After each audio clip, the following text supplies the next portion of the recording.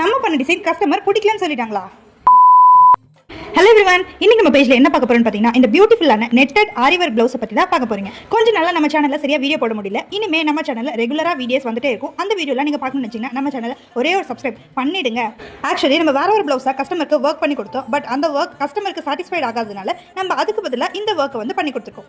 Customer வந்து first நம்ம கிட்ட கேட்ட டிசைன் வந்து இந்த டிசைன் தான். இந்த டிசைன் வந்து அவங்க ஃபோட்டோவில் பார்க்கும்போது கிராண்டாக இருக்கும்னு நினச்சி நம்மகிட்ட இந்த டிசைனை வந்து பண்ண சொல்லியிருந்தாங்க. ஆனால் இந்த டிசைன் நேரில் பார்க்க கொஞ்சம் சிம்பிளாக இருந்ததுனால அவங்க எனக்கு இன்னும் கொஞ்சம் ஹெவியாக வேணும்னு கேட்டதுனால நம்ம அதுக்கு பதிலாக இந்த டிசைனை வந்து ஆல்டர்னேட் பண்ணி 1 டேலே ஃபினிஷ் பண்ணி கொடுத்தோம். ஹேண்டுக்குமே அவங்க மேலே பஃப் ஸ்லீவ் வச்சு கீழே மட்டும் டிசைன் பண்ணி கேட்டிருந்தாங்க.